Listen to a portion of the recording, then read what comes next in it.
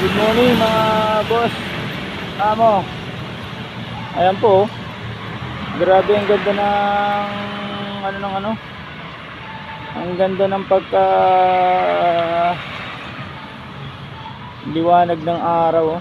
Parang buwan ngayong umaga. Unang labas ng araw. Ayan, kinuhanan po natin, oh. Talagang ganda talaga ng nilikha ng ating amang nasa taas, ano? Yun, oh, kalahin mo. Yung araw parang buwan, oh. Ngayong umaga palabas siya, oh. Talagang kinuhanan ko pa dahil namamanga rin talaga ako, eh.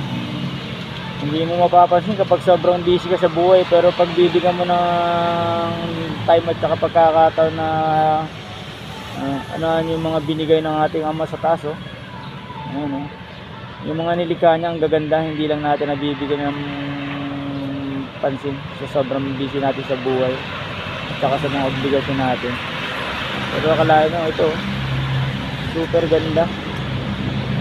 Ang ganda na sikat ng araw. Akala mo pagabi. Paputok-puto ng umaga mga boss.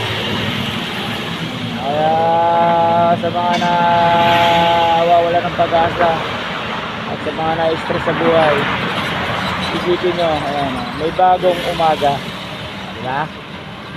May bagong umaga at pag-asa. Kaya laging laban sa buhay. Huwag po tayong nawawala ng pag-asa sa buhay. Laging may sigaw ng araw nilalabas sa umaga para lagi tayong masigla. Yun lang po, at magandang umaga sa atin mga kapatid. Lagi lang po tayong positive energy. Good vibes sa all. I love you. Mahal na mahal ko kayo. Suportahan nyo ang edit ko ng ambisyosong magsasaka ni Kuya Joel. Bye bye. Magandang